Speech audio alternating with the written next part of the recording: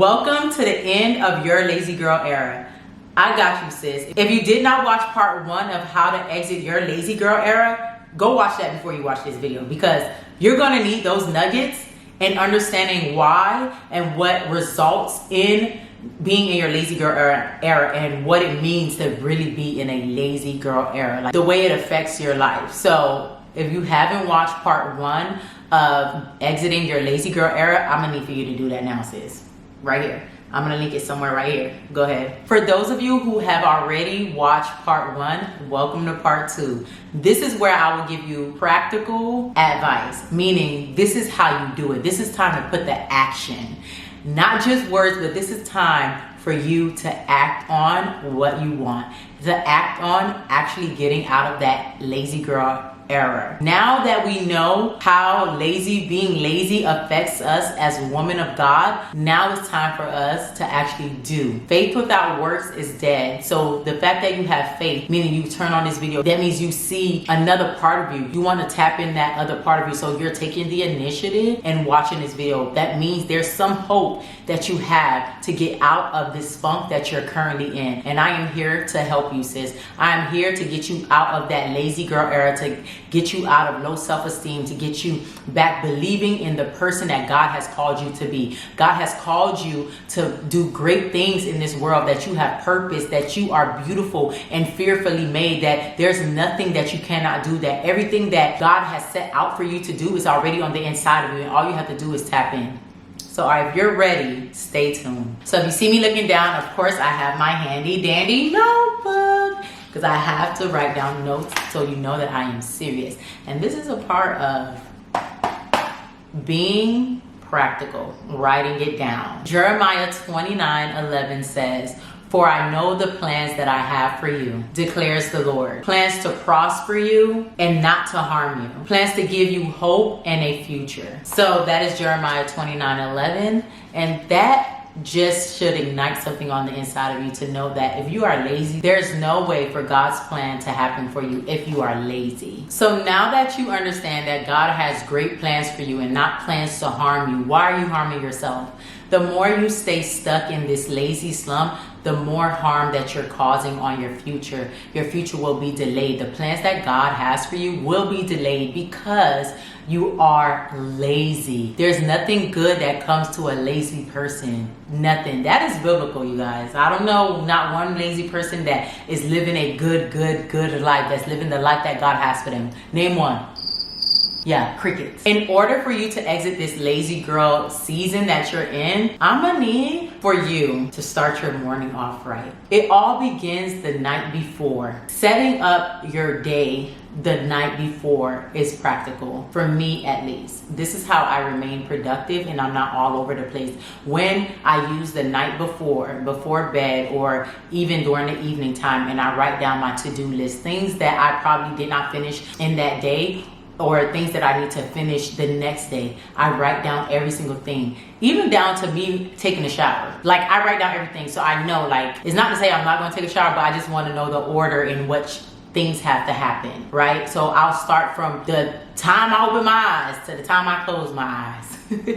Yes, so I write down every single thing that I have to do. It helps me stay on track. It helps me with time management, because I know I'm not that good with time management if I don't hold myself accountable by making a list and putting things on my actual calendar. So that's what helps me out. So number 1, writing a to-do list the night before of the things, the tasks that you have to do. You can incorporate your prayer, you waking up doing prayer, your devotional. So today is Wednesday, May 15, and it's around like 7 p.m. So I'm pretty much done with my to-do list that was for today. So I go into tomorrow, before I go to sleep, before I end my night, I like to write down what I have to do the next day. Some things I haven't completed that roll over into the next day, which is fine, because sometimes I jam pack my days. So I know I can't get everything done, but as long as I do majority of my to-do list, like I get everything done, that's what's most important. So do not stress yourself, and it's beneficial to write down on your to-do list things that you can actually complete in one day. I pray, journal, read, and then I'll input what chapter in or what book I'm going to be reading in the Bible. So I'm going to put 2 Samuel, and then I'm going to go into Gem. And sometimes I like to go in that order. Some things I might miss and put it at the end, but usually I try to do it in order so I know what to prioritize. You can use Notions. That's another good app. That's what I use to plan out my content. But for my to-do list, I feel like it's more effective when I see it and I write it down on paper. That's what works for me, especially if you're somebody that's visual, and I just like checking it off. It gives me a sense of accomplishment when I'm checking things off of my to-do list. So this is a great way to stay productive and stay on track of things. Trust me, this will change your life. So investing in a planner, or this is like a notebook that I got from an event, you know, a plain black notebook that has some lines, nothing fancy, and I just write it down myself. You don't have to spend money in order for you to be productive, in order for you to get things done. All you need is accountability. That's all you need, is that accountability, and this is my accountability to get things done. In Proverbs chapter 31, verse 17 through 18, it says, "She sets about her work vigorously. Her arms are strong for her task. She sees that her trading is profitable, and her lamp does not go out at night." Vigorously, in a way that involves physical strength, effort, or energy. Listen, so if you don't put the energy out there, there's no way that you can perform or do what is needed of you, what God has for you to do. Because every day you wake up is a blessing. Every day God has a task for you to do. So you have to think about that. The more you lay down, the more you stay stuck, the more you be complacent and comfortable in lack, you're not doing God's purpose. You're not even fulfilling the reason why God created you. And that is the biggest thing. It's not just about having these accolades or getting money or, you know, living this lifestyle. It's about pleasing God. Because when you are lazy, that shows that you have no faith in God. I'm just saying, there's no lazy person that's going to tell me that. I'm talking about, we can have lazy moments, because I know someone commented and said something like that. I'm talking about an error. An error means for a long period of time. That means you lack the faith of God. That means you lack having a relationship with God, because there's no way you will believe in God and be lazy. So after creating a list and you get up and you do these things, I also like to say command your morning, because you don't know what's ahead of you when you wake up. Somebody might tee you off while driving, cut you off, and gets you upset because you kind of have this little road rage that you try to get delivered from. So you just never know what your day is going to bring. So it's very important for you to command your morning. I learned how to command my morning from Dr. Cindy Trim. Like, she's amazing. Oh, she knows how to pray. That woman of God there. Commanding your morning by praying when you wake up, worshiping, sitting still before God, and journaling. And don't forget to sit still. Don't hurry up and get out of the presence of God. Because God probably wants to say something back to you. God wants to speak to you. And it's so important for you to be still, because when we're out and about, our minds are thinking 100 million things at once. So practicing being still in the presence of God after you pray, worship, and maybe even journal. And then you set out to do your daily activities. I also want to interject this. Make your bed. You know, I'm an advocate of making sure you make your bed every single morning, every single day, because it is so important. I heard this on the radio one day and it absolutely changed my life, because at one point in my life, I was not the person that took that as priority, that made it seem like it was a big deal. Like, oh, I'm gonna get back into bed anyway. That was like my excuse. Like, nobody's gonna see my room, my door's closed, like whatever. But I heard this and it just forever changed me. Messy bed, messy life. Messy bed, messy life. And the fact that I did not like where my life was at that moment, and I was working on like improving my life. I was listening to more sermons. I was changing the things that I watch and I listen to. So once I heard that, it was nothing for me to take action, because I wanted change. I wanted to be transformed. Make your bed every single day, every single morning. Messy bed, messy life. That's what has to trigger you on the inside. Like, I don't want a messy life, so I gotta fix my bed. And Sis, have a workout routine. Working out, and I know we're not gonna all look the same. Our body goals are not gonna all be the same as well. But working out is very important, not only for you, but also for your mental health. Not only for your physical health, but also for your mental health. You need to be active. Whether it be like you working out at your home gym, going to a gym, joining a Pilates class,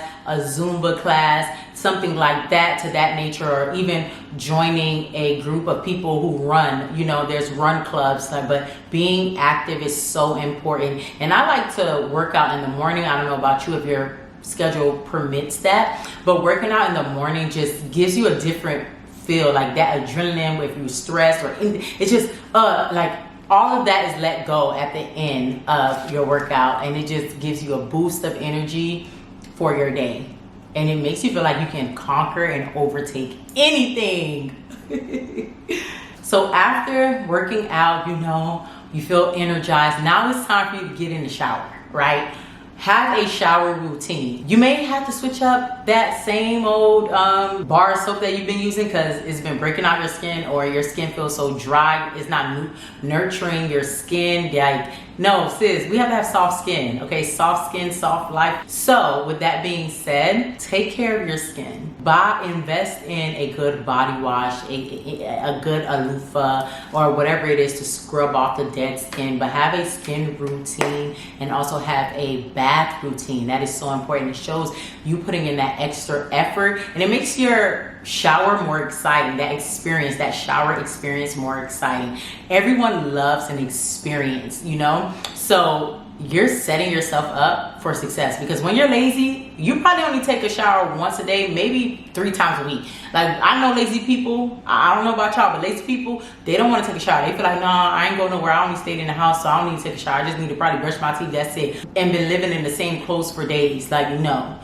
And also going into clothing, dress up. Yes, the sweats and the tights are very comfortable, don't get me wrong, but sometimes in order for you to get a different reaction out of yourself, to give you that push, you need to dress it up. I'm not saying wear your fanciest dress, but dress it up. Like right now, I have on this top from Fashion Nova and this skirt from Zara that I bought, and I just put it on. Like, it makes me feel like I can be productive, and when you look good, you feel good. So dressing up. So when you're getting out of this lazy girl era, it's important for you to dress up every day. Dress up like you're dressing for God. And remember to keep it cute, keep it modest. You don't have to show too much in order for you to be beautiful, sexy. You can still be sexy and be covered. I'm just saying.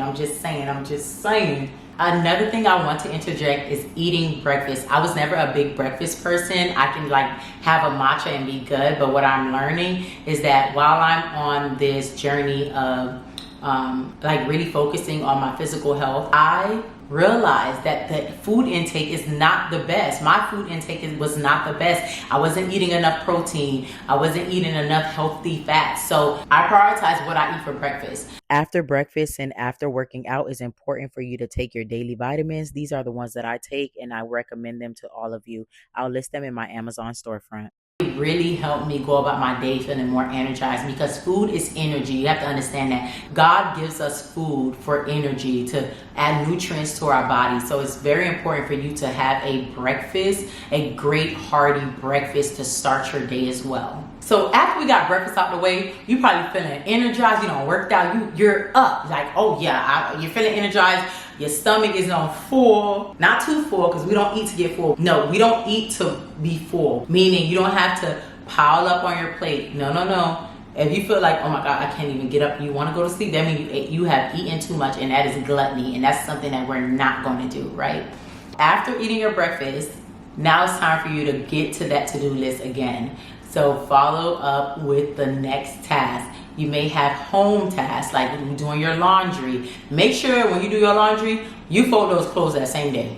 So make sure your laundry day is on a day that you have time to do both. Because if you're running out of time, you're just quickly, oh, I'm gonna put the clothes in the washer before work, then after work I have all these activities. So by the time I get home, I'm gonna be tired and I have to go to bed for work the next day. So you know that day, that Monday or Tuesday won't work for you.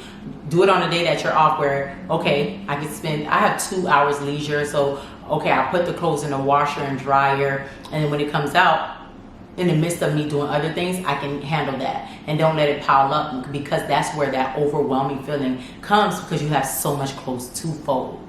So doing laundry more frequently, it helps, because we just want to get out of that laziness and repeating the cycle of messiness. We have to get organized and we have to be tactful. So now that you have become a master at setting goals and crushing them by writing down your daily tasks and doing all those good things, right? I love to see it, sis. Now I want you to give up the toxic reality shows. I know we love a good little tea. We love to get a little drama. But what you're allowing into your ear gates is very important. So changing the things that you actually watch on TV, that you actually listen to, change it into like Christian podcasts, business podcasts, if that's what you're aspiring to be. Or if you're a nurse or you're in school to be a doctor, there's someone out there that is a doctor that has a podcast, listening to things like that. Things that will edify you, things that will pour into you. Listening to things and watching things that gives you a glimpse of the life that you want, right? Your future self. So you probably want to be a multimillionaire, but no one around you is at that level yet. You have access to those type of people that have their own platform, that are real people, because there's some people that be faking it, but there's real people that you can actually listen to. Definitely pray about it as well. But there's people out there that you can listen to and follow their page and their ministry or whatnot. So it's out there. The information is out there. The guidance is out there. The mentorship is out there. You don't have to physically know the person like you're watching this video right now. You don't physically know me. You don't personally know me, but I'm pouring into you. So do not neglect the fact that you have to switch up the things that you watch and you listen to. It's very important what you allow into your ear gates and your eye gates. Get a hobby, sis. Listen, you may feel like this is boring, like I gotta change so much in my life. You don't even know what you really like, because what you've been liking, it is a lot. It hasn't been doing your mental good, hasn't been doing your body good, it hasn't been doing you good, okay? That's how we got into this lazy girl era in the first place. Get a hobby, try new things. Then you'll really figure out, who am I and what I like, and oh my goodness, and you get to meet new people. So getting hobbies like you can go people watching, which is one of my favorite things to do. I love people watching. You can even paint.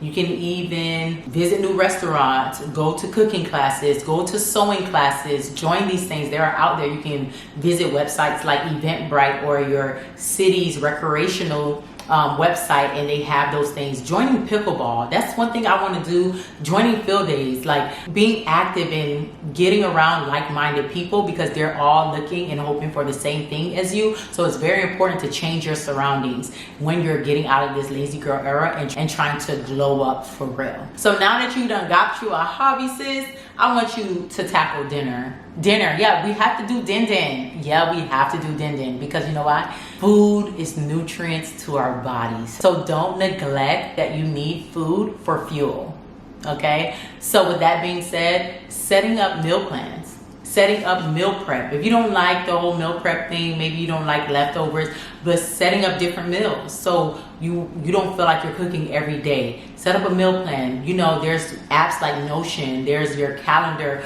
on your phone where you can set up daily reminders or weekly reminders of what you want for dinner and things like that. I know you're like, well, you like to be spontaneous. Use Friday or Saturday to be spontaneous. We're trying to get you into being more organized and getting out of this lazy girl era. If you don't set up these to-do lists or these practical things where it's organized in your life, it's all about organizational when it comes into lazy girl era, because you have not been in tune with that part of you. You have not been doing the things that you said you would do. You have been lying to yourself all this time. So that list that you create, those notes that you write down, hold you accountable to what you say that you would do for yourself. And lastly, your night routine. I love night routines because you end up looking so good when you wake up. It's not just about skincare, but skincare is a plus, honey. I love it because when you wake up and you look in that mirror, you probably have a little crust in your eyes, but you look magnificent. I absolutely love skincare.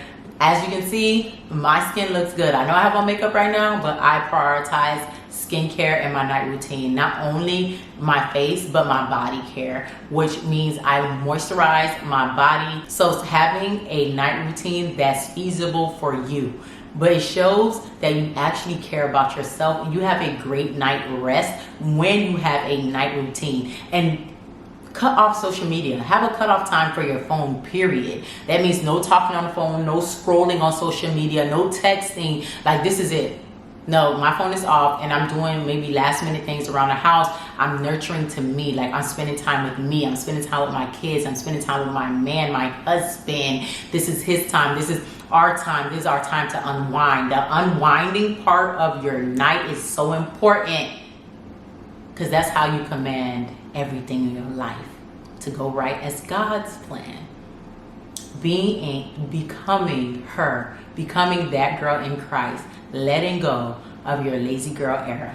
I'm so excited, sis. I'm so excited. And I know if you follow all of these tools that I have given you, all of these things that I told you to implement in your daily activities, in your daily life, I know that God is going to move on your behalf. I know that you're going to get out of that slump of being the lazy girl. I know that you don't even want to be there. You don't even know how you got there. But if you watch part 1, you know how you got there. But it's not too late. It's not too late to turn it around. God will always turn things around in your favor, because God has plans, great plans for us, and not plans to harm us, but to bless us. So I thank you for watching this video, and I pray that it continues to edify you, that I continue to do God's will and see you through, sis. I'm holding your hand through this journey, and I'm not gonna leave nobody behind, because I love y'all. And as God takes me up, you coming with me, sis. So until next time. And one thing I also want to mention, I just launched my online community. If you want to join my online community, you have to first purchase my guide, because I want to make sure that everyone has the guide. So when we start going into courses and discussions, that everybody's on one accord. And you can get the guide. I will list it down below in the description box, how to become that girl in Christ. The guide. Get that and you'll have exclusive access to my online community. And this is for all the girls that wanted me to mentor them. This is the time. This is it. This is it. I wanted to be able to reach everyone. I'm only one person, so we're going to have to do it the group way. But building this community, I know it's going to be beneficial to all of you. Bye.